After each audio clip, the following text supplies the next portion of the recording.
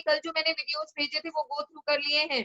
बताइए, क्योंकि मैं उसके आगे वाला टॉपिक करवाने वाली हूँ अभी। गरिमा Kaushik has gone through it. Who else has gone through it? Please quickly. Nikhil Yadav, good. और किस बच्चे ने पढ़ लिए हैं? क्योंकि बहुत ही मजेदार ये टॉपिक आपका कंपटीशन के लिए बहुत इंपॉर्टेंट है। कई बार पहले भी मैंने आपको बताया, ऑप्टिकल आइसोमेरिज्म। चलिए let's start with optical isomerism. मैं स्टार्टिंग से आपको थोड़ा बताती हूँ इसमें क्या था। ऑप्टिकल भी है। हाँ बोलिए, कौन बोल रहा है? अविनाश मैम बोलो। ये लिखना भी है। मैम ये लिखना भी है। लिखना भी है मतलब नहीं करना आप राइट। बोर्ड के साथ, या फिर बोर्ड आप के साथ कुछ भेजोगे नहीं बेटा, आप पहले समझ लो, वो सब ठीक मिल है मैम। जाएगा। आप पहले इसको समझ लीजिए, ठीक है। ओके तो मैम। ऑप्टिकल आइसोमेरिज्म, आइसोमेरिज्म आपको पता है दो टाइप का होता है। अब सुनिएगा सारे बच्चे, आइसोमेरिज्म दो टाइप का होता है, structural isomerism and stereo isomerism. Structural isomerism 11th class में आप डिटेल में पढ़ के आए, कुछ पार्ट 10th में भी पढ़ते हैं आप लोग। स्ट्रक्चरल आइसोमेरिज्म में हम क्या डिस्कस करते हैं बेटा? Metamerism, ring chain isomerism, position isomerism, chain isomerism, functional isomerism, ये सारा हम किस में डिस्कस, टॉटोमेरिज्म स्ट्रक्चरल आइसोमेरिज्म का पार्ट है। ऑप्टिकल आइसोमेरिज्म में क्या आता है? अगर किसी कंपाउंड के, दो तीन कंपाउंड्स के अगर फॉर्मूले सेम है, मॉलिक्यूलर फॉर्मूला सेम है, इवन स्ट्रक्चरल फॉर्मूला भी सेम है, सिर्फ उनका स्पेस में अरेंजमेंट अलग है। जैसे मान लीजिए एक टेट्राहेड्रल ज्योमेट्री है, सपोज करिए एक टेट्राहेड्रल ज्योमेट्री को मैंने रखा ऐसे। अब आप देख रहे हैं मेरी ये वाली, अगर मैं यहाँ हूँ तो मेरे हिसाब से this finger is towards me, ये वाला फिंगर इस, अगर आप लोग सामने से देख रहे हैं तो ये फिंगर आपको मैं अपनी तरफ दिखाई दे रहा है, थंब मेरा इस साइड में है और फोर्थ ग्रुप इस साइड में और एक ग्रुप यहाँ है। तो अगर हम देखें इसी को, मान लीजिए कोई ऑब्जर्वर इस साइड से देखता है टॉप से, तो उस केस में क्या होगा? ये वाला ग्रुप उसकी तरफ है, ये वाला ग्रुप उससे अवे है। तो ऐसे ही जो इनका स्पेशियल अरेंजमेंट है, उस स्पेशियल अरेंजमेंट के बेसिस पे जो आइसोमेरिज्म जनरेट होता है वो क्या होता है? स्पेशल मानी स्टीरियो आइसोमेरिज्म। तीन टाइप का होता है, ज्योमेट्रिकल जिसमें हम सिस, ट्रांस, सिन, एंटी, ई, जेड डिस्कस करते हैं। ज्योमेट्रिकल में क्या आता है? सिस, ट्रांस, ई, जेड, सिन, एंटी, ये आता है ज्योमेट्रिकल में, जो डबल बॉन्ड के अक्रॉस रिस्ट्रिक्टेड रोटेशन होने से मिलता है। आपको पता है डबल बॉन्ड को हम घुमा नहीं सकते, आप घुमाओगे तो ये डबल बॉन्ड टूट जाएगा। आप इसको घुमाने लगे अगर डबल बॉन्ड को, देखिए तो ये क्या होगा? टूट जाएगा। डबल बॉन्ड को घुमाने का मतलब क्या है? बॉन्ड ब्रेक कर जाएगा। इजीली घुमा सकते हो। देखो तो डबल की क्रॉस रोटेशन रिस्ट्रिक्टेड है, नहीं हो सकता। इसमें उससे क्या जनरेट होता है? जो ग्रुप जिस साइड में रह जाता है वो उधर ही रहता है, उससे सिस और ट्रांस हमें आइसोमेरिज्म मिलता है। सपोज इस तरीके का कंपाउंड है ए बी और इधर है आपका चॉइस ए बी। अब देखो दोनों ग्रुप, सेम ग्रुप एक साइड है तो सिस, और दो डिफरेंट ग्रुप्स एक साइड है तो ट्रांस। ये तो हो गया सिस ट्रांस। कई बार क्या होता है, ये कंपाउंड्स इतने सिंपल नहीं होते जितना हमें दिखते हैं। जैसे करिए, इधर है CH3, इधर है हाइड्रोजन, CH3 हाइड्रोजन। अब बोलो ट्रांस, सिस सिस। अगर मैं ऐसे कर दूं, CH3 इधर, हाइड्रोजन इधर, सिस और ट्रांस। ट्रांस सपोज करिए दो ग्रुप्स ये हैं, दो ग्रुप्स ये है बेटा। नेक्स्ट वाला ध्यान से सुनना, ई और जेड, यही बता देती हूँ मैं आपको ज्योमेट्रिकल। ये मान लो है Cl और ये है Br। अब मुझे बताओ, क्या हम सिस ट्रांस बहुत इजीली बता सकते हैं इस केस में? No ma'am. नहीं बता सकते, इजी नहीं है सिस ट्रांस बताना।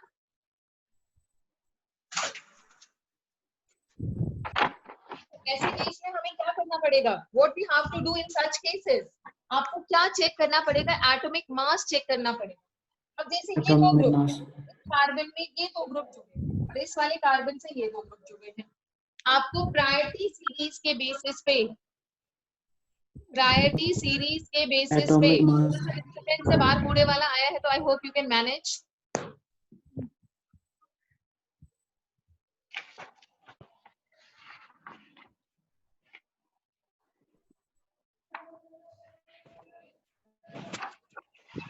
ऑडिबल है बेटा सुनाई दे रहा है सबको? Yes ma'am. Okay fine. देखो अब आप सोचिए, आपके पास इधर दो ग्रुप्स हैं ए और बी, और इधर भी दो ग्रुप है ए और बी। आपको कुछ नहीं देखना भाई, इतना सिंपल नहीं है। यहाँ पे ये चेक करना कि दोनों एक जैसे ग्रुप एक तरफ है या ऑपोजिट है। ऐसे केस में आपने सिंपली क्या करना है बेटा, जो एलिमेंट जुड़ा है उसका एटॉमिक मास देखो आप। इधर क्या जुड़ा है, इधर वाले दोनों में देखो कौन ज्यादा प्रायोरिटी का, जो भारी होगा वो वजनदार वाले का प्रायोरिटी ज्यादा होगा, ये ध्यान रखिएगा। जो ज्यादा वजनदार होगा, ज्यादा एटॉमिक मास वाला होगा, उसकी प्रायोरिटी ज्यादा होती है। क्लोरीन और ब्रोमीन में किसका मास ज्यादा है, एटॉमिक मास बताइए? क्लोरीन। क्लोरीन या ब्रोमीन? ब्रोमीन। ब्रोमीन। ब्रोमीन का मास ज्यादा है, इसका 35 है एटॉमिक नंबर और मास नंबर 80 है। ब्रोमीन का मास नंबर कितना है 80, और क्लोरीन का कितना है बेटा 35.5। तो जो हैवी उसको डाल दो नंबर 1 और जो लाइट उसको डाल दो नंबर 2। इधर बताओ दोनों में से हैवी कौन सा है, CH3 और हाइड्रोजन? नंबर 1 और 2। अब मुझे बताओ, एक साइड दोनों हाई प्रायोरिटी वाले ग्रुप है या अलग प्रायोरिटी वाले? ट्रांस है। ट्रांस है, बट ऐसे केस में हम सिस ट्रांस नहीं लिखते। ऐसे केस में हम क्या लिखते हैं, ई और जेड। ऐसे केस में क्या लिखते हैं बेटा, ई और जेड। ये ध्यान रखिएगा, ई ट्रांस के लिए आता है और जेड सिस के लिए। कोरिलेट करने के लिए बता रही हूँ।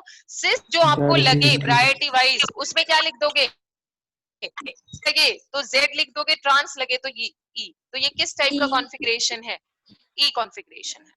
क्लियर है सबको?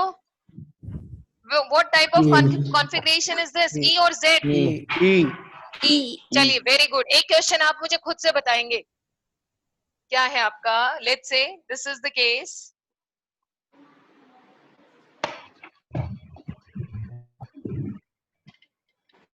अब बताओ, this is deuterium D।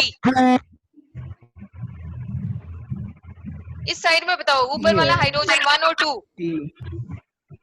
E है। फोटो क्लियर नहीं आ रही है?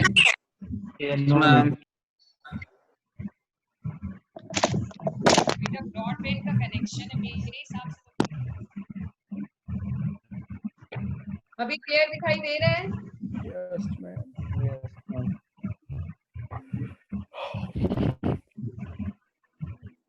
अब बताओ, अब क्लियर है? हाँ अब सही है मैम। अब सही दिखाई दे रहा है बेटा? Yes ma'am. चलो ठीक है, ओके। क्लियर दिखना ज्यादा जरूरी है। अच्छा मुझे बताओ, लेफ्ट हैंड साइड में हाइड्रोजन को नंबर 1 देंगे या 2? बताओ, 1 कौन सा है दोनों में से? ड्यूटेरियम। सबको एवरीबॉडी एग्रीज? सबको क्लियर है? इस साइड में देखो बेटा, बड़ा कंफ्यूजन है। कंफ्यूजन है कि नहीं है? इधर तो हाई ग्रुप है, CH2 अब एक बार सुनना प्लीज, सारे बच्चे एक बार म्यूट करके सुनेंगे। ऐसे केस में आपने क्या करना है? यशस्वी एक बार म्यूट करो बेटा। ऐसे केस में आपने क्या करना है, आप इधर देखो। जब भी ऐसी सिचुएशन हो, आप सबसे पहले पहला एटम देखो। इसका पहला एटम कार्बन, इसका भी पहला एटम कार्बन, दोनों सेम प्रायोरिटी के, हम नहीं डिसाइड कर सकते। अब हम चलते हैं नेक्स्ट एटम पे। ये हाइड्रोजन हाइड्रोजन जुड़े हैं और ये डबल बॉन्ड। इसकी हम बात करें तो इसमें भी 2 हाइड्रोजन जुड़े हैं बेटा, और एक आएगा हाइड्रोजन, 2 नहीं। ठीक है, तो आप इसमें देखो 2 हाइड्रोजन, इधर 1 हाइड्रोजन, फिर उससे नेक्स्ट में देखो कार्बन है। लेकिन कभी भी डबल बॉन्ड हो या ट्रिपल बॉन्ड हो, आप यूं देखना कि वो डबल बॉन्ड, ध्यान से सुनना इस पॉइंट को, उसने डबल बॉन्ड किसके साथ बनाया है? डबल बॉन्ड उसने किसके साथ बनाया है? इस कार्बन ने डबल बॉन्ड किससे बना रखा है, हाइड्रोजन से या कार्बन से? कार्बन से बना रखा है। तो आप इमेजिन करना कि अगर ये डबल नहीं होता तो एक कार्बन और होता। अगर यहाँ डबल बॉन्ड O होता, सपोज करो डबल बॉन्ड O होता, तो हमारी इमेजिनेशन में एक और एलिमेंट होता oxygen. Is this clear to everyone? तो हमारे लिए यहाँ पे इस कार्बन पे तो 2 जुड़े हैं हाइड्रोजन, और इस कार्बन पे 1 हाइड्रोजन कंफर्म था। लेकिन डबल बॉन्ड कार्बन होने की वजह से हम मान के चलेंगे कि डबल बॉन्ड नहीं होता तो दूसरा एटम भी कार्बन ही होता। तो आप अपने माइंड में इमेजिन करना कि जिससे डबली बॉन्डेड है इससे एक एटम वो वाला सेम जोड़ दो। अब सिचुएशन देखो, फर्स्ट कार्बन पे, किस कार्बन पे देखो आप, एक हाइड्रोजन एक कार्बन। अब इस कार्बन पे देखो, एक हाइड्रोजन एक कार्बन एक कार्बन। अब किसको प्रायोरिटी दोगे बताओ मुझे, नीचे वाले को या ऊपर वाले को? नीचे वाले नीचे वाले को। नीचे हो गया? Is this clear to everyone कि हमें कैसे डिसाइड करना है? एक बार फिर बता दो मैम। एक बार फिर से बता देती हूँ। चलो देखो, इसको मैं यहाँ से रब करती हूँ, थोड़ा ठीक से लिखते हैं। सपोज करो इस तरीके का सिचुएशन है, इधर तो जो भी ग्रुप आप बता के आराम से। पहले मुझे इसका बताइए आप, वो मैं फिर से बताऊंगी आपको। इधर किसको नंबर 1 दोगे, नीचे वाले को या ऊपर वाले को? आयुष आंसर नीचे करेगा। वाले आयुष नीचे वाले को नंबर 1 दे देंगे। Yes ma'am. कैसे चले, पहले कार्बन पे गए, इस कार्बन से 2 हाइड्रोजन जुड़े एक कार्बन, पहले वाले कार्बन पे गए, एक हाइड्रोजन 2 कार्बन, तो हैवी कौन हो गया बेटा? ये वाला। तो नंबर 1 ये, नंबर 2 ये तो हो गया एक सिंपल केस। अब हम आगे बढ़ते हैं। सपोज करो ये है CH डबल बॉन्ड CH2, ठीक है। यहाँ पे हमें पता है पहला एटम कार्बन है, बट इधर भी कार्बन है, तो पहला एटम से तो हम डिसाइड नहीं कर सकते। अब हमें देखना है इस एटम से जुड़े हुए एटम कौन कौन है, तो इसको थोड़ा स्प्रेड करके लिखना बेटा। पहला एटम इससे जुड़ा है हाइड्रोजन, और इससे दोनों क्या जुड़े हैं? हाइड्रोजन। इस कार्बन से 2 हाइड्रोजन और एक कार्बन जुड़ा है, इस कार्बन से 2 हाइड्रोजन और एक कार्बन जुड़ा है। यहाँ तक क्लियर है? इस वाले कार्बन की सिचुएशन देखिए आप क्या है, एक हाइड्रोजन, एक इससे क्या जुड़ा है? हाइड्रोजन, और इधर डबली बॉन्डेड है कार्बन। तो ऐसे केस में जिससे डबल बॉन्ड बना रखा है ना उसको डबल कर देना, जिससे डबल बॉन्ड बनाया हुआ है उसको डबल कर देना। इसके अलावा इसका मतलब इससे एक कार्बन और जुड़ा होना चाहिए था। डबल बॉन्ड अगर हम हटाते हैं तो हम क्या लगाएंगे इसके साथ? एक एटम, हाइड्रोजन या कार्बन? कार्बन। कार्बन लगाएंगे। अब मुझे बताओ, ये हमारे माइंड में होना चाहिए, हमें लिखना नहीं है यहाँ पे। हम डबल बॉन्ड कार्बन देख रहे हैं, इसका मतलब 2 कार्बन से ये जुड़ा है। अब इस कार्बन से जुड़े हुए एटम बताओ मुझे, एक तो है हाइड्रोजन और 2 क्या है? कार्बन। 2 कार्बन। अब कौन हैवी हो गया बेटा? ऊपर वाला। नीचे वाला। क्लियर है सबको? आयुष क्लियर है बेटा? Yes ma'am. चलो अब मुझे आप डिसाइड कर लो क्या? This is number 1, this is number 2, this is number 1, this is number 2। अब मुझे बताइए क्या है, E या Z? जेड। जेड। क्लियर है सबको? अब आगे बढ़ते हैं। ऑल्दो हम ऑप्टिकल आइसोमेरिज्म में ज्योमेट्रिकल डिस्कस करना अपना टॉपिक नहीं था, बट ये भी डिस्कशन हो गया यहाँ पे। E और Z कैसे हम बताएंगे। एक एग्जांपल और लूंगी बेटा। ऐसा केस है,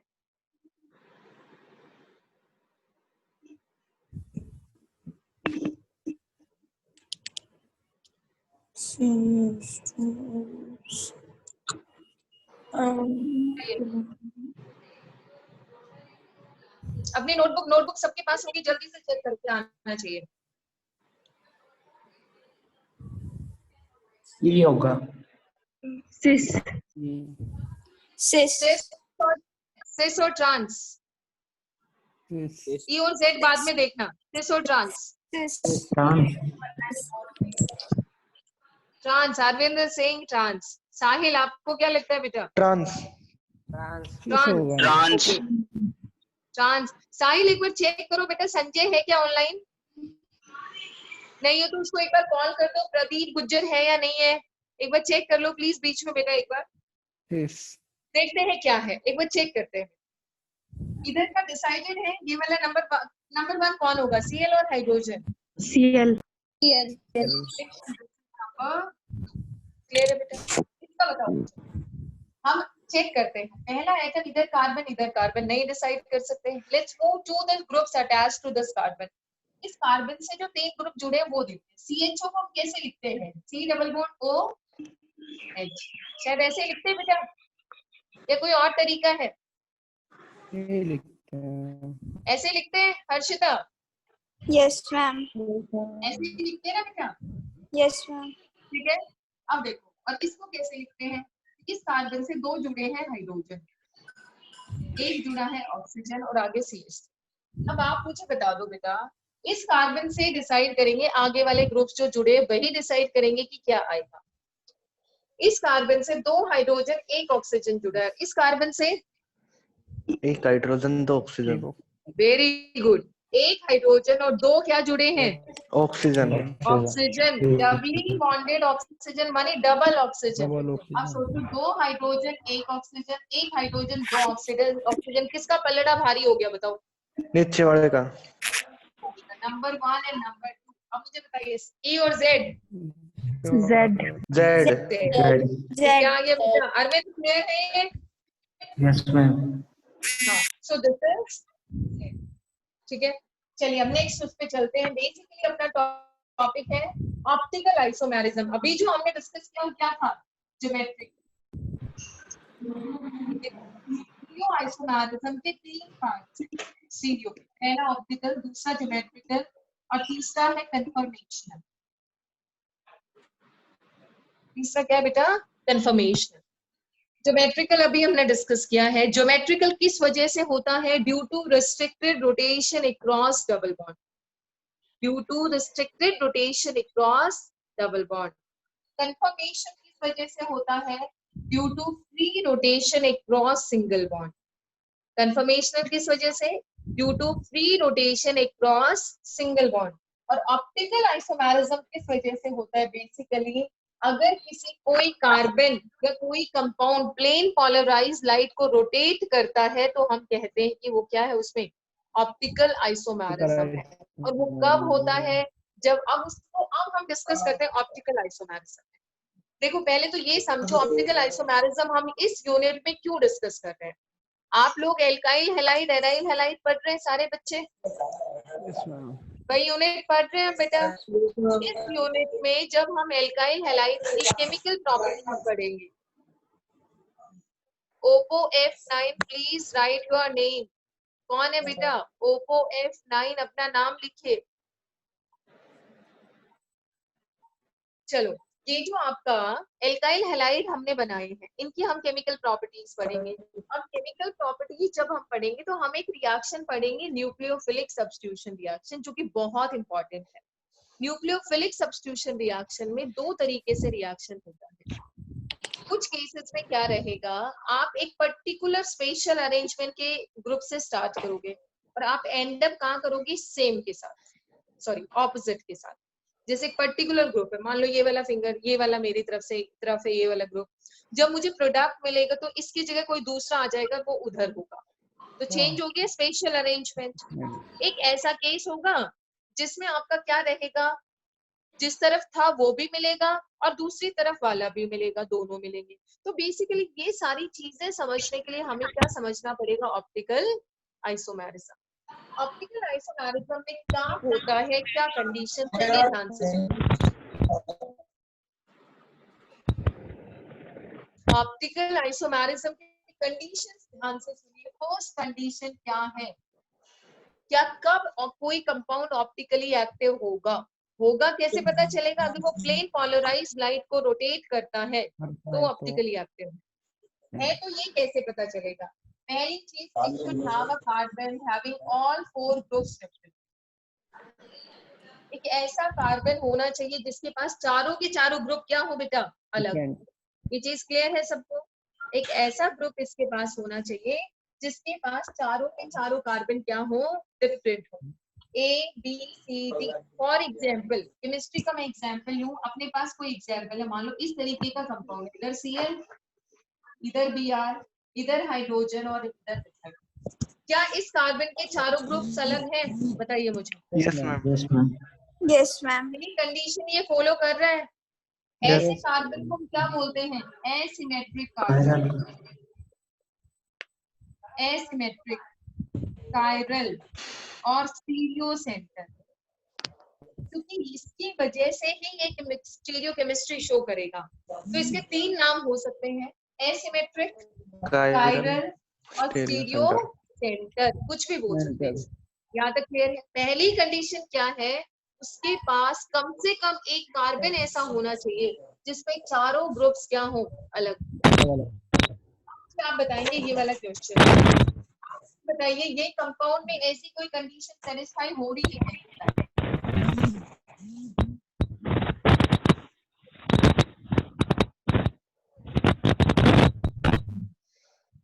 बताओ इसमें कोई कायरल कार्बन है इस कंपाउंड में? सब लोग अपनी नोटबुक में लिख के चेक करेंगे बेटा। जिससे बी आर अटैच है मैम वो है। Very good. जिससे क्या अटैच्ड है? बी आर BR अटैच्ड है। CH, अब देखो इसमें ये तो फिनाइल है, बेंजीन वाले कार्बन आपको पता है सारे अलग अलग, उसमें डबल बॉन्ड होता है। इसमें 2 हाइड्रोजन एक जैसे हो गए, इसमें 3 हाइड्रोजन एक जैसे हो गए। इसमें देखो 1 हाइड्रोजन, 1 Br, 1 मिथाइल और 1 एंजाइम। कैसे लिखेंगे इसको? 1 हाइड्रोजन CH, 1 Br, 1 CH3 और 1 क्या है CH। All groups are different, so this carbon is chiral carbon. पहचान जाएंगे बेटा? कई बार आपसे कंपटीशन में सिंपल सा क्वेश्चन पूछा जाता है, which of the following compound have chiral center? आपको 4 कंपाउंड दे देंगे, आपसे पूछेंगे which of the Akash please microphone को म्यूट करिए। Which of the following compound have chiral center? ये आपसे पूछा जाएगा। Can you identify it? Yes ma'am. Next आपका है सेकंड कंडीशन। क्या है सेकंड कंडीशन? इसकी है it should not have any symmetry element. Second condition क्या है? absence of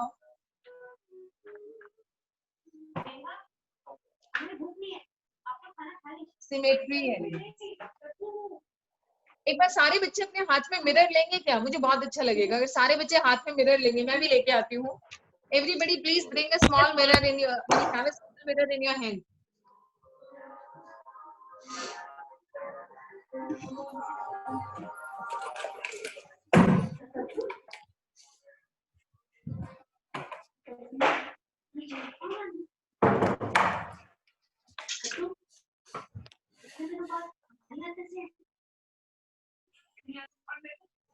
सब लोग ले आए मिरर?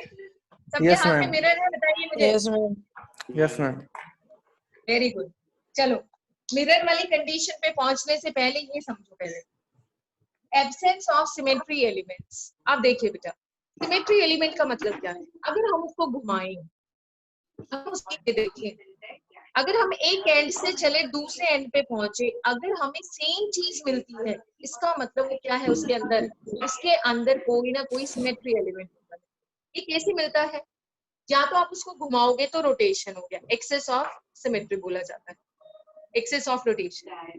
दूसरा, अगर आप उसके बीच में कुछ रख दो, जैसे मैंने कुछ एलिमेंट्स का एग्जांपल लिया था, let's say you are having,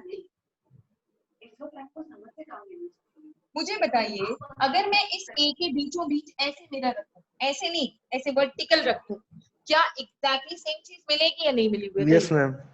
yes same चीज यस मिलेगी। मैम। तो इसका मतलब हुआ कि ऐसा प्लेन प्रेजेंट है, इसको बोलेंगे हम एक प्लेन ऑफ सिमेट्री। इसके अंदर एक ऐसा प्लेन प्रेजेंट है जहां मिरर रखेंगे तो एग्जैक्टली सेम चीज मिलेगी। अब एच का एग्जांपल, एच हम ऐसे लिखते हैं, अगर मैंने यहाँ मिरर रख दिया तो एग्जैक्टली सेम चीज मिली या नहीं मिली? बताइए। Yes ma'am. यस अगर मैम। हमने एक मॉलिक्यूल लिया CH3, CH2, CH, सपोज करो आपने CH2 पे मिरर रखा तो आपको एग्जैक्टली सेम चीज मिली या नहीं मिली? Yes ma'am. इसको थोड़ा ऐसे कर देते, वो वाला गलत हो गया। यहाँ पे अगर हम मिरर रखते हैं इसके बीचों बीच तो हमें सेम कॉन्फ़िगरेशन मिलेगा कि नहीं मिलेगा? मिलेगा कि नहीं बताइए? Yes, अगर ma'am. हमने रखा तो सेम कॉन्फ़िगरेशन मिला कि नहीं? इसका मतलब इसके अंदर कौन सा सिमेट्री एलिमेंट प्रेजेंट है? प्लेन ऑफ प्लेन हो गया।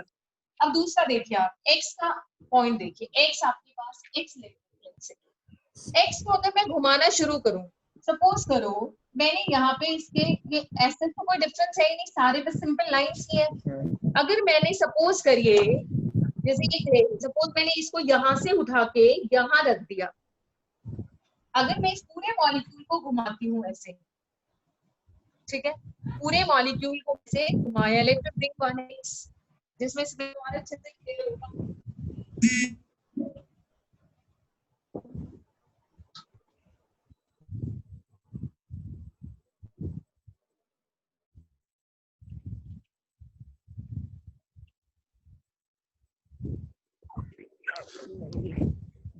चलिए मैं कुछ स्ट्रॉ ढूंढ रही थी, वो मुझे नहीं मिला।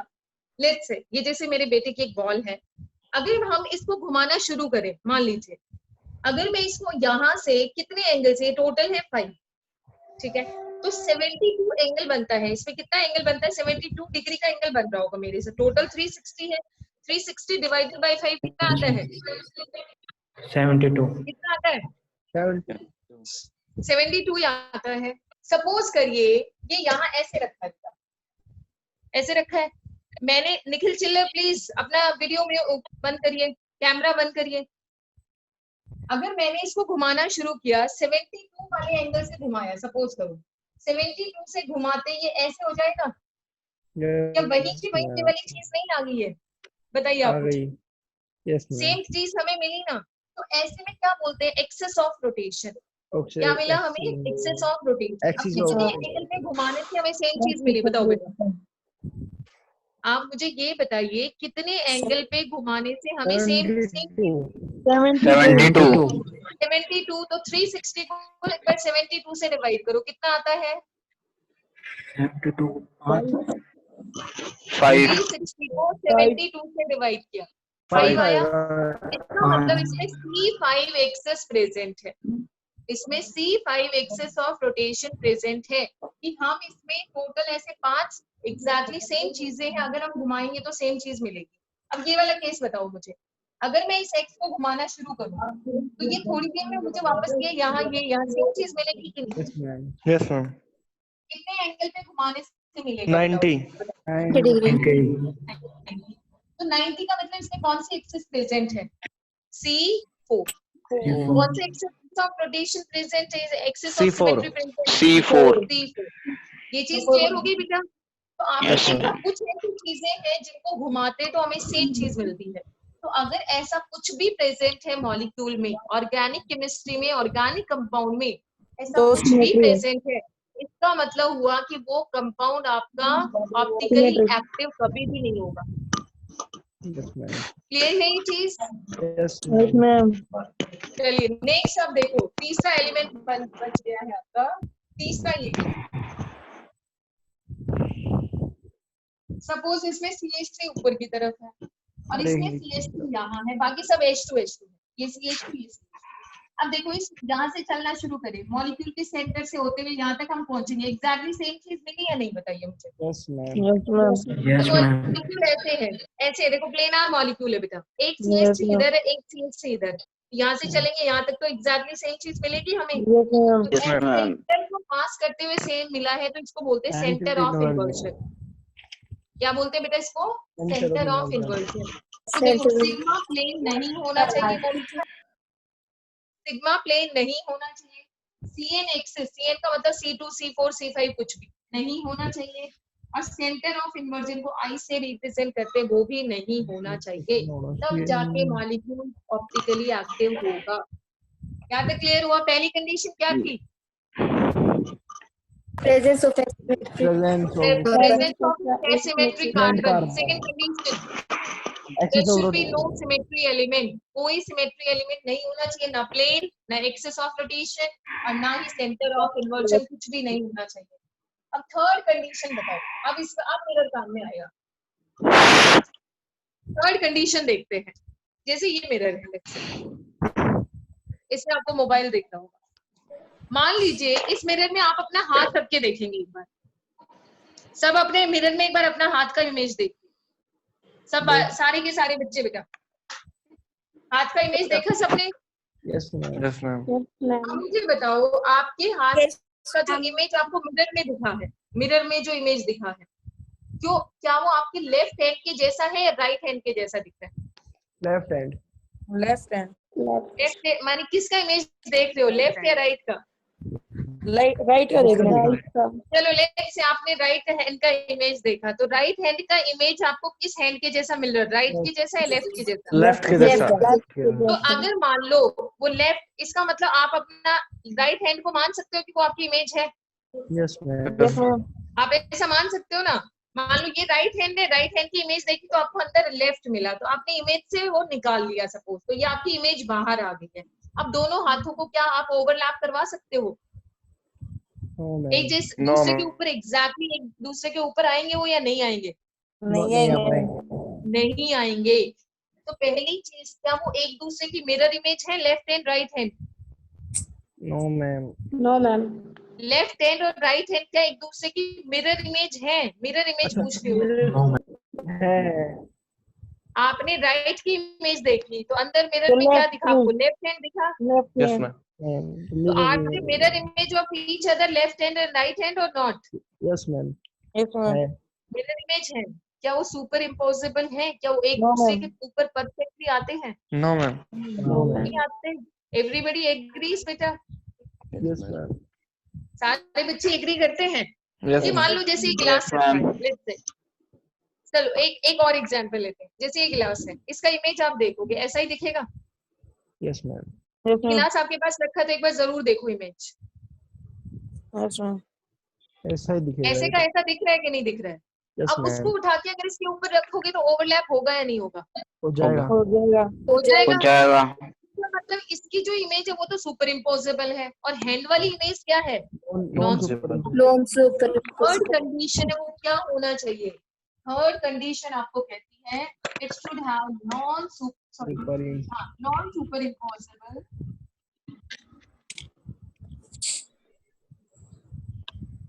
Mirror image. यस इसका जो मिरर इमेज है वो क्या होना चाहिए? Non super imposable. That is again very important condition for the compound to be optically active. Is this clear to everyone? There are three Yes, ma'am. conditions. Yes, First ma'am. condition देखो बेटा, presence of different carbon वाला material मिलेगा इसके अंदर। आपने क्या करना है, जो आपको बताया जा रहा है बड़ा सिंपल सी चीज है। एक कंपाउंड ऑप्टिकली एक्टिव होगा, इसके लिए तीन कंडीशंस मस्ट है। पहला, कार्बन सेंटर क्या होना चाहिए? कायरल, एसिमेट्रिक या स्टीरियो सेंटर, मतलब जिसपे चारों ग्रुप्स अलग हो, कम से कम एक ऐसा कार्बन होना चाहिए मॉलिक्यूल में। दूसरा, कंपाउंड के अंदर कोई भी सिमेट्री एलिमेंट प्रेजेंट नहीं होना चाहिए। तीसरा, कंपाउंड का जो मिरर इमेज होगा वो उस पे नॉन सुपर इम्पोजेबल होना चाहिए। फॉर एग्जाम्पल, मान लीजिए आपको पता है कि इस तरीके से अगर हम कोई फॉर्मूला लिखते हैं प्लस के साइन में, प्लस साइन कौन से प्रोफेशन के लिए काम में आता है? आई फील अश्विनी बता सकते हैं। अश्विनी, प्लस साइन कौन से प्रोफेशन के लिए काम में आता है बेटा? डॉक्टर। डॉक्टर्स के काम आता है बेटा, डॉक्टर्स के। ठीक है, सब सवाल आकर यही अरे सर चौड़ा ना पहनने के गला में वही प्लस साइन किसके लिए काम में आता है बेटा? डॉक्टर्स के। सपोज करो आपका कंपाउंड है ये, इधर है CH3, इधर है मान लीजिए हाइड्रोजन, इधर है C2H5 और इधर है ब्रोमीन। क्लियर है बेटा? अब इसका मिरर इमेज, मिरर इमेज जब हम इसका देखेंगे, इस प्लस साइन की तरह अगर कोई फॉर्मूला हम लिखते हैं ना, उसको बोलते हैं फिशर प्रोजेक्शन फॉर्मूला। क्या बोलते हैं ऐसे फॉर्मूले को? हर तरीके का Fischer projection formula Projection formula. Actually पता है क्या है बेटा, छोटी छोटी चीजें भी इन्होंने बताई ना, उस टाइम तो बहुत बड़ी बात थी छोटी सी चीज भी बताना। और no doubt Fischer projection formula organic chemistry को बहुत सिंपल कर देता है, बहुत सिंपल। ऑर्गेनिक केमिस्ट्री में पर्टिकुलरली आपके कार्बोहाइड्रेट्स और इन सबको तो बहुत सिंप्लीफाई कर देता है फिशर प्रोजेक्शन फॉर्मूला। बट जब भी कोई काम करता है तो नहीं चाहते कि भाई हमारा नाम आना चाहिए। सपोज बाई चांस इस गर्मी के सीजन में आपने शिकंजी बना दिया, सपोज करिए, और गेस्ट आए, गेस्ट ने कहा अरे वाह बड़ा बहुत अच्छा बना, तो आप वेट नहीं करते कि कब मम्मी बोले कि अरे आज तो ये शिकंजी जो आप पी रहे हो ना ये कीर्ति ने बनाई है। आपको नहीं लग रहा कि इसे हम वेट करते रहते हैं कि हमारा नाम कब लिया जाएगा? बताइए, सारे बच्चे एग्री करते हैं कि नहीं, या नहीं करते? Yes, ma'am. सबको लगता है ना कि हमारा नाम आना चाहिए। तो वही बात इनके साथ है बेटा, सब एक्सपेक्ट करते हैं। जैसे कोई पेंटिंग बनाई है, सपोज करिए बहुत अच्छी बनी है, तो जिया सोचे कि अरे वाह, कोई बोले कि ये तो जिया ने बनाई है, बहुत ही अच्छी पेंटिंग करी है। तो मानी कोई भी जो भी आप लोगों की क्वालिटीज हैं, सपोज करिए कोई भी किसी बच्चे की बहुत अच्छी सी कैपेबिलिटी है, तो हम वेट करते हैं कि हमें कब अप्रिशिएट किया जाएगा। तो ऐसे इन साइंटिस्ट के साथ भी था। अब ऐसा थोड़ी ये जिंदा है, इनको तो मरे हुए भी हिचकियां आ रही होंगी, कोई ना कोई तो फिशर प्रोजेक्शन फॉर्मूला पढ़ ही रहा है, तो हम उनको डिस्टर्ब कर रहे हैं बेसिकली। आज वो हिचके लेके सोच रहे होंगे पता नहीं कौन मुझे याद कर रहा है। तो ये फिशर प्रोजेक्शन फॉर्मूला इन्होंने बताया था, अगर किसी भी ऑर्गेनिक कंपाउंड को हम प्लस साइन के फॉर्म में लिखते हैं इस तरीके से अगर हम लिखते हैं तो इस तरीके से लिखने से आपके लिए इजी हो जाता, हमें क्लियरली पता चल जाता है इस कंपाउंड से जुड़े हुए चारों ग्रुप सेम है या अलग है। अब जैसे ये वाला केस, अब इसका मिरर इमेज हम लेते हैं, बताओ यहाँ पे कौन सा ग्रुप हमें मिलेगा, C2H5 या CH3? CH3 इधर क्या मिलेगा? C2H5 हाइड्रोजन और इधर मुझे बताओ, इसको उठा के आप इमेजिन, यहाँ पे इमेजिनेशन बहुत जरूरी है बेटा। आपने इसको यहाँ से उठाया, नॉन यहाँ सुपर रखा, इम्पॉसिबल। आप जब इसके ऊपर रखोगे, ओके, आपने जब उसको उठा के इसके ऊपर रखा तो इधर कौन सा ग्रुप आएगा? CH3 CH3। और दूसरी तरफ C2H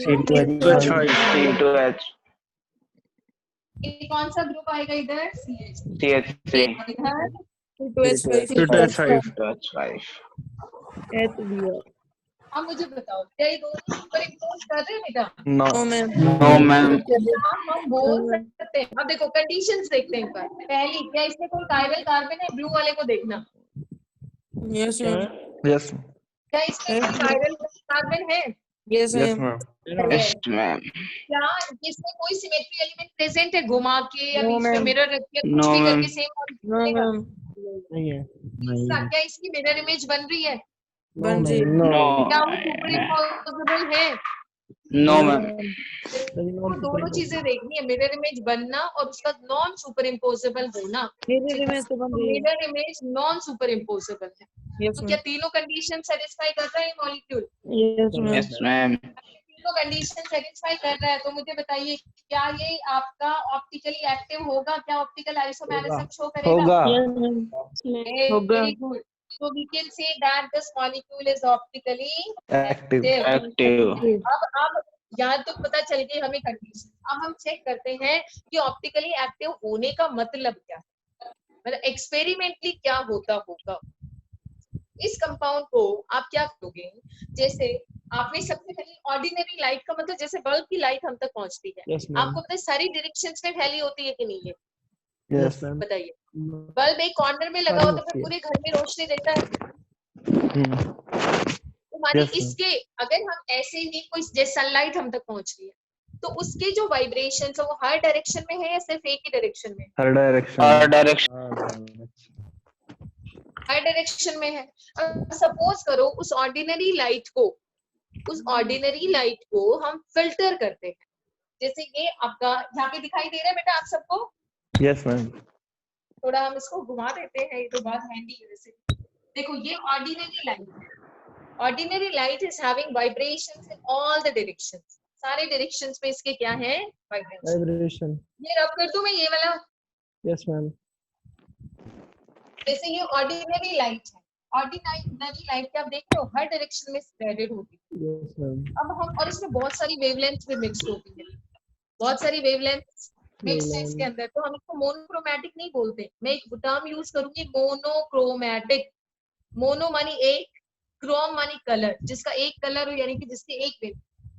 आपने इसके रास्ते में लगा दिया निकोल प्रिज्म, एक आता है निकोल प्रिज्म, बना होता है कैल्शियम कार्बोनेट का कैल्साइट। कैल्साइट का फॉर्मूला अभी मेटलर्जी में पढ़ के आया ना, कैल्शियम क्लोर कैल्साइट CaCO3। ये निकोल प्रिज्म आपने लिया, इस निकोल प्रिज्म से लाइट जब आप पास करोगे पता है क्या करेगा? सारी लाइट रखेगा पर्टिकुलर वाइब्रेशन। अब जो लाइट हमारे पास आएगी उसके वाइब्रेशन सिर्फ एक डायरेक्शन में चलने लगेंगे। ऐसे भी हो सकते हैं, ऐसे भी हो सकते हैं, बट सिर्फ एक डायरेक्शन में चलेंगे, बाकी सारी की सारी फिल्टर हो जाएगी, नहीं रह जाएगी। अब ये जो लाइट हमें मिलती है जिसकी वाइब्रेशंस एक प्लेन में होती है, this is called plane polarised light. तो क्या बोला जाता है बेटा? Plane polarised light. अच्छा हमारे पास सिर्फ 5 से 7 मिनट बचे हैं, इनकेस क्लास ओवर हो जाए तो आप समझ जाना, क्योंकि ये जो क्लासेस है these are controlled by operators, Kulwinder sir operate कर रहे हैं। तो अगर बाई चांस खत्म है तो आप लोग समझ जाना कि उसके बाद के आपको वीडियोस मिल जाएंगे। प्लेन पोलराइज्ड लाइट, यहाँ तक क्लियर हो गया बेटा सबको? जल्दी से जल्दी बोलते यस मैम अब इस प्लेन पोलराइज्ड लाइट के आगे हम एक पोलराइजर ट्यूब रखेंगे, एक ट्यूब रखेंगे उस ट्यूब के अंदर हम क्या करते हैं, अपना ऑर्गेनिक कंपाउंड डालते हैं। उस ट्यूब के अंदर हम क्या करते हैं बेटा, अपना ऑर्गेनिक Organ. कंपाउंड डालते हैं। कंपाउंड अब देखो ये जो लाइट है ना, ये ऐसे जा रही है, ऐसे ऐसे ऐसे ये चलती चली गई, ठीक है। सपोज करो ये लाइट ऐसे है सेंटर में और इस कंपाउंड को पास करते हुए गई, तो पास करके जब जाएगी ना, यहाँ पे दो कंडीशंस होती हैं, या तो कंपाउंड ऑप्टिकली एक्टिव होगा या नहीं होगा। नहीं होगा तो कुछ इफेक्ट नहीं होगा, ऐसे का ऐसा हमें मिल जाएगा। अगर ऐसी सिचुएशन में 3 अलग अलग लिख देती हूँ केसेस में, ऐसे अगर कुछ नहीं हुआ, ऐसे का ऐसा, मुझे बताओ सेम पे चला गया तो ऑप्टिकली एक्टिव हुआ या इनएक्टिव हुआ? Optically inactive. Optically Inactive. Clear है सबको? क्या हो गया बेटा, ये ऑप्टिकली इनएक्टिव। दूसरी सिचुएशन है कि इसको क्लॉकवाइज घुमाए, ऐसे मान लो ये आपका नॉर्मल वाइब्रेशंस थे इस प्लेन के, अगर इसने इसको क्लॉकवाइज घुमा दिया तो उसको हम क्या बोलते हैं, डेक्स्ट्रो रोटेटरी या levo rotatory? Dextro very good, dextro rotatory. अगर क्लॉकवाइज घुमाए तो क्या बोलेंगे, dextro dextro rotatory. Small d से रिप्रेजेंट करते हैं या प्लस से रिप्रेजेंट? प्लस ये तो आप बायो में भी पढ़ते हैं बेटा, एम आई राइट? बायो में पढ़ते हैं ना Yes, या ma'am. नहीं पढ़ते? पढ़ते हैं। अगर इसने इस कंपाउंड में इसके बेस को डेविएशन से ऐसे घुमा दिया, अब ये कौन सी डायरेक्शन है, ऐसे एंटी क्लॉकवाइज जो एंटी क्लॉकवाइज को क्या बोला जाएगा, लीवो रोटेटरी। स्मॉल एल और माइनस, या तो स्मॉल एल से या माइनस से। ये चीज क्लियर हुई? तो कंपाउंड जो है आपका, वो आपका तीन तरीके से बिहेव कर सकता है। पहला, अगर वो ऑप्टिकली इनएक्टिव है। दूसरा, अगर वो ऑप्टिकली एक्टिव है तो डेक्स्ट्रो है या फिर लीवो है। क्लियर हो गया सबको? क्लियर हो गया सबको? Yes, अगर ma'am. उसने घुमाया है, इसका मतलब उस कंपाउंड ने वो तीनों कंडीशंस फुलफिल की होंगी। अब देखिए, यहाँ से दो टर्म और मैंने लास्ट वीडियो में आपको बताए थे, one was enantiomer and one was diastereomer, और मीसो कंपाउंड भी बताया। सपोज जैसे अभी हमने कंपाउंड लिया था CH3 HCl Br, it's a compound, ठीक है बेटा। इसका अगर हम मिरर इमेज लेते हैं तो इधर CH3, इधर हाइड्रोजन, मुझे बताओ इसको उठा के इस पे रखोगे, सुपर इम्पोजेबल या non super imposable? Non super super imposable. इसको क्लियर है? इसका मतलब कंपाउंड इज ऑप्टिकली एक्टिव और non inactive. Active optically active. Chiral centre भी है, कोई सिलेक्टिव एलिमेंट नहीं है, तो Optically ऑप्टिकली active. कैसा होगा? अब एक चीज ध्यान से सुनना। अगर सपोज करो ये वाला कंपाउंड, ए कंपाउंड, अगर मान लो प्लेन पोलराइज लाइट को, सपोज करके प्लेन पोलराइज लाइट को +19 डिग्री से रोटेट करता है, तो ये कितने से करेगा? -19। ये चीज क्लियर हुई बेटा?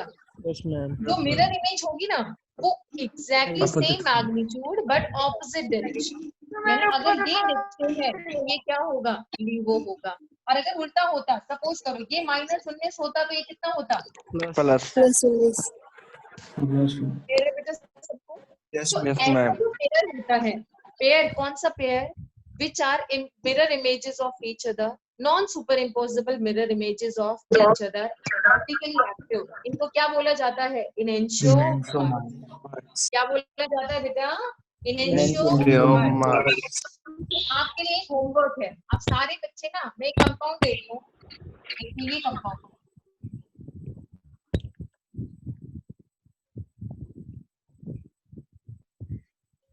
इसका मिरर इमेज बताइए। चलो आप खुद से ड्रॉ कर लोगे इसका मिरर इमेज? Yes, ma'am. और आप ये बता सकते हो मिलेगा। इसमें कितने कायरल सेंटर हैं? 2 है 2. दो है। दो। कहाँ मैं बता दो एक बार दो। एक तो H किसने बोला एक? और एक H ये और जो H। H और H के बीच में और H और H के बीच में दोनों में। एक रेड वाला है chiral centre? Yes Yes, ma'am. ये ग्रुप इसका हाइड्रोजन, ये ग्रुप हाइड्रोजन, ये CH3, इसका चौथा ग्रुप ये पूरा है। अब मुझे बताओ ये कायरल है? No ma'am, no No, ma'am. कोई कंफ्यूजन नहीं है ना? पहचान जाओगे ना कायरल कैसे ढूंढना है हमें।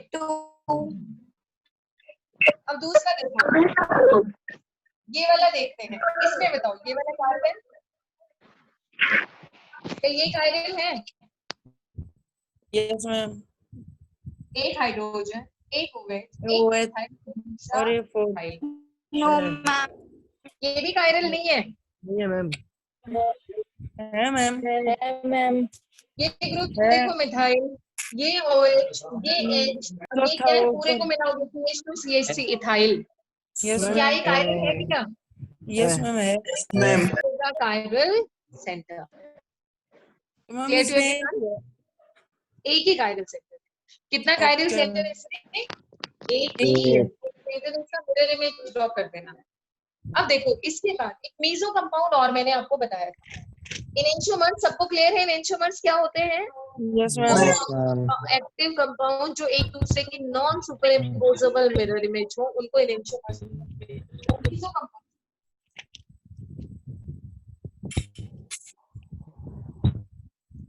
R2 डाइब्रोमो, नहीं 1 2 नहीं, 3 4 2 3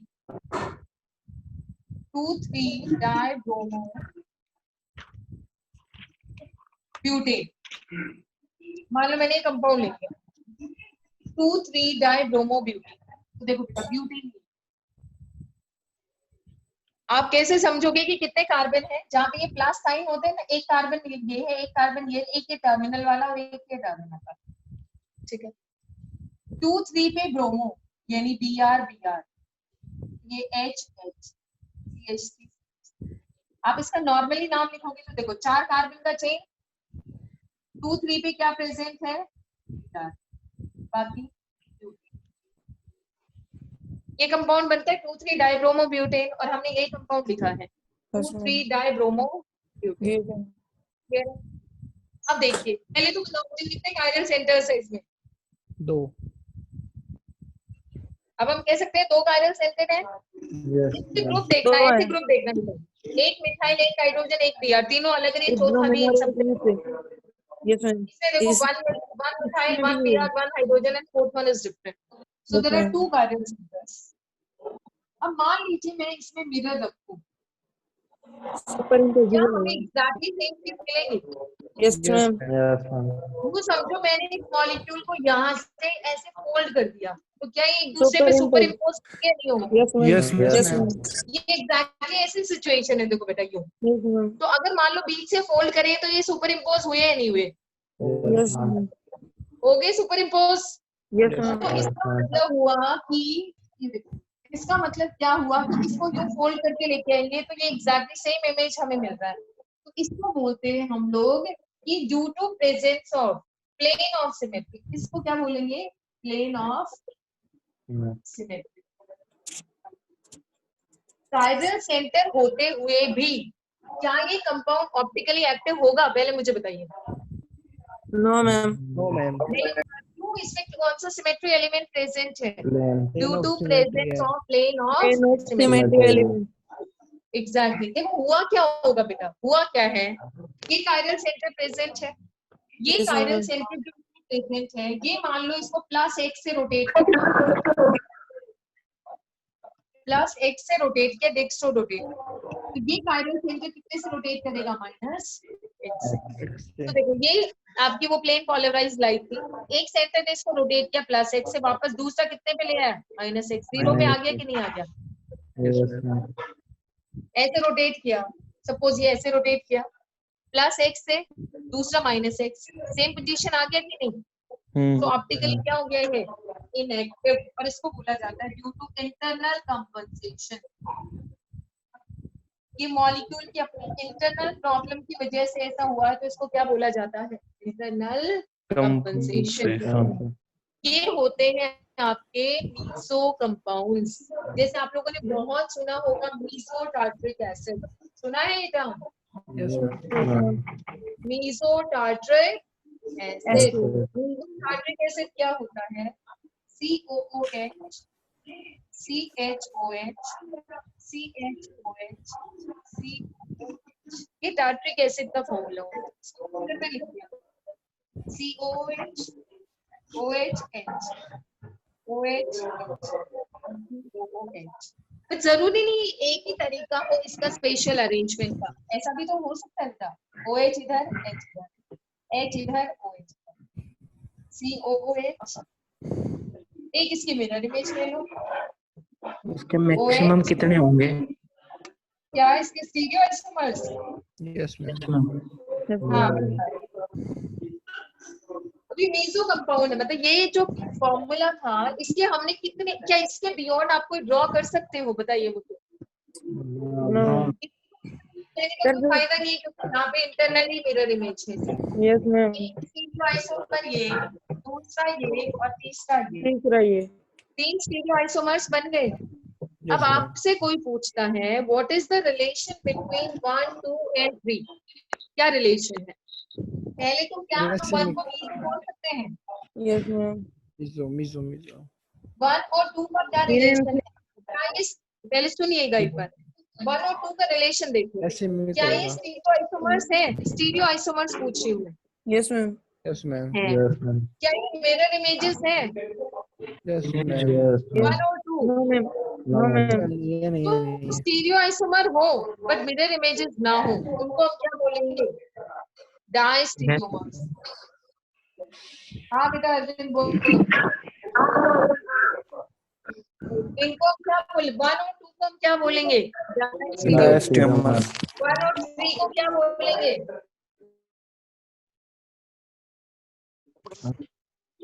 क्या 1 मिरर इमेजेस हैं? 1 और 3। नो नो नहीं है। No ma'am. No ma'am. भाई मैम की वीडियो ना 2 मिनट और मिले से देखिए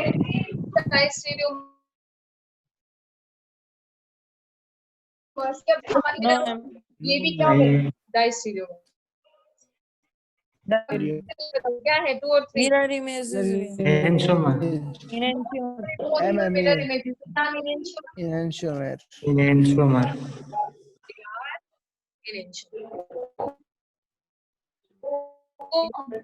Yes, ma'am. यहाँ तक के नोट्स सबके कंप्लीट हैं? Yes ma'am. ये मैंने उतना ही Yes, बताया है जितना मैंने आपको कल वीडियोस में भेजा था। गो थ्रू कर लेना, ठीक है? क्योंकि आपका अभी जो एग्जाम होने वाला है उसमें हेलो एल्केन, हेलो एरीन भी आने वाला है।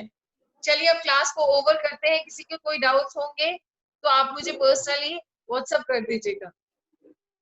बाय बाय एवरीवन, ध्यान से रहिएगा, अच्छे से पढ़ाई करना है बेटा। ओके।